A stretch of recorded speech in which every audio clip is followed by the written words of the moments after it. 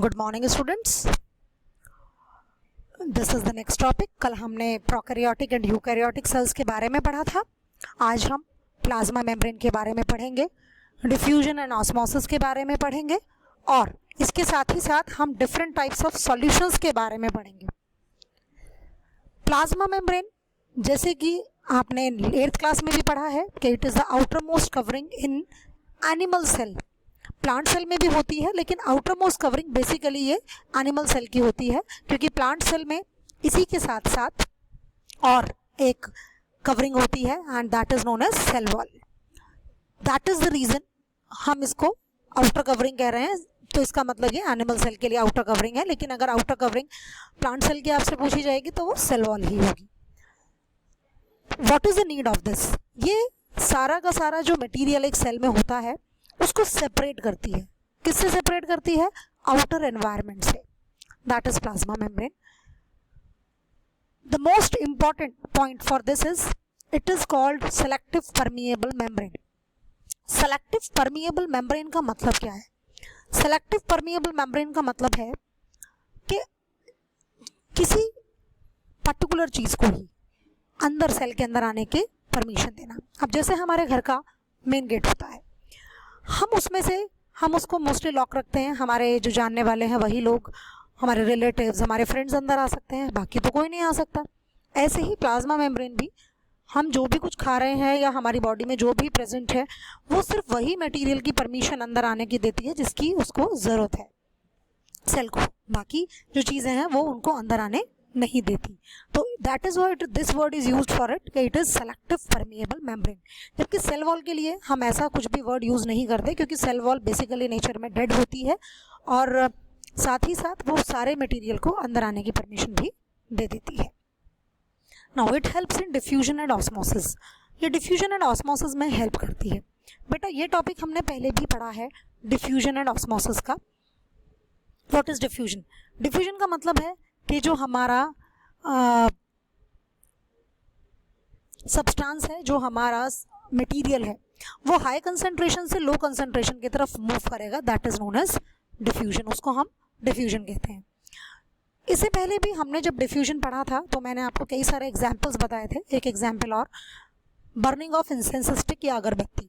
हम एक कोने में अगरबत्ती को जलाते हैं, घर के सारी जगह महक जाता है हमारा घर। इवन हमारे कई बार इतनी अच्छी खुशबू होती है कि पड़ोसियों के घर तक पहुंचती है, तो वो भी पूछते हैं कि आपने कौन सी अगरबत्ती का इस्तेमाल किया।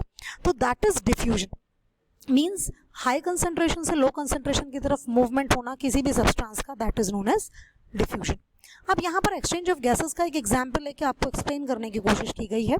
हाई कंसंट्रेशन से लो कंसंट्रेशन की तरफ मूवमेंट है and this is known as diffusion.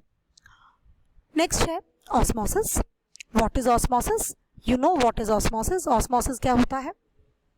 Osmosis में डेफिनेशन सेम रहती है। मटेरियल की जगह एक तो सॉल्वेंट आ जाएगा। बेसिकली हम वाटर भी यूज करते हैं एज अ सॉल्वेंट, तो वाटर यूज किया है यहाँ पर वर्ड, नहीं तो हम सॉल्वेंट यूज करेंगे। और एक सेलेक्टिवली परमिएबल मेम्ब्रेन का हम जिक्र करेंगे, जो कि हमारी क्या है?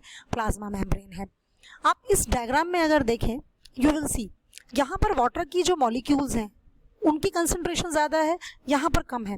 तो हायर कंसंट्रेशन से लोअर कंसंट्रेशन की तरफ मूवमेंट है और थ्रू सेमी परमिएबल मूवमेंट है, तो that is known as osmosis. उसको हम क्या कहते हैं? ऑस्मोसिस। इससे भी अच्छा एग्जाम्पल हम घर में देखते हैं। एक बोल में पानी लीजिए और पानी में किशमिश डाल दीजिए। किशमिश थोड़े देर बाद स्वेल अप हो जाती है, पानी उसके अंदर चला जाता है। दैट इज द रीजन हम ऑस्मोसिस का एग्जाम्पल घर में भी देख लेते हैं। तो on the basis of this concentration of the solution we classify solutions into 3 categories: hypotonic, isotonic and hypertonic solution. First of all I want to discuss this. बेटा कभी भी हम ये टर्म सिंगल सॉल्यूशन के लिए यूज नहीं करेंगे। हम हमेशा ये टर्म कम से कम 2 सॉल्यूशंस के लिए लेंगे, क्योंकि यहाँ पर कंपैरिजन होता है। हाइपो का मतलब होता है लेस, टॉनिक का मतलब कंसंट्रेशन। हमने एक सॉल्यूशन लिया, उसके रिस्पेक्ट में अगर किसी दूसरे सॉल्यूशन की कंसंट्रेशन कम है, इट मीन्स क्या हुआ कि वो हाइपोटोनिक हुआ। और जो दूसरा सॉल्यूशन है जो हमने लिया है एज एन आइडियल सॉल्यूशन, वो हाइपरटोनिक। हाइपर मीन्स जैसे हाइपर हो जाना, गुस्सा आ जाना, बढ़ जाना, मोर के लिए हम वर्ड यूज करते हैं। सो अगर हम इन दोनों सॉल्यूशंस को लें और इस डायग्राम को कंपेयर करें तो यहाँ पर वाटर की जो कंसंट्रेशन है वो ज़्यादा है और यहाँ पर वाटर की कंसंट्रेशन कम है। तो इस सॉल्यूशन के रिस्पेक्ट में ये वाला जो सॉल्यूशन है क्या है, हाइपरटोनिक, क्योंकि इसकी कंसंट्रेशन ज़्यादा है, इसकी कंसंट्रेशन कम है वाटर के रिस्पेक्ट में। अगर हम देखें तो this solution is hypotonic and this solution is hypertonic. Suppose थोड़ी देर हम ये प्रोसेस चलने देते हैं, वाटर का जो यहाँ पर मॉलिक्यूल्स हैं वो बराबर बैलेंस हो जाएंगे, बराबर हो जाएगा उनका नंबर। उस केस में ना तो वाटर का मूवमेंट इधर से इधर होगा ना इधर से इधर होगा, तो क्या होगा, एक इक्विलिब्रियम सेटअप हो जाएगा। ऐसे सॉल्यूशन को हम कहते हैं isotonic. Iso means same, tonic मतलब कंसंट्रेशन, जहाँ दोनों सॉल्यूशंस की कंसंट्रेशन सेम होगी।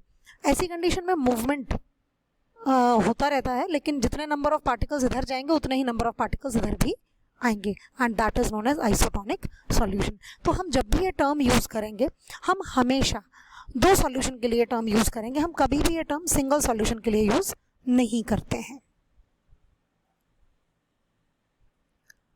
Now this is the definition of hypertonic solution. यहाँ पर हाइपरटोनिक सॉल्यूशन की डेफिनेशन भी आपको मिल गई है। तो ये बात आप दोबारा से मैं आपको क्लियर कर दूं, हम जब भी ये तीनों टर्म यूज़ करेंगे, हाइपरटोनिक, हाइपरटोनिक या आइसोटोनिक, वो हमेशा दो सॉल्यूशंस के लिए यूज़ करेंगे।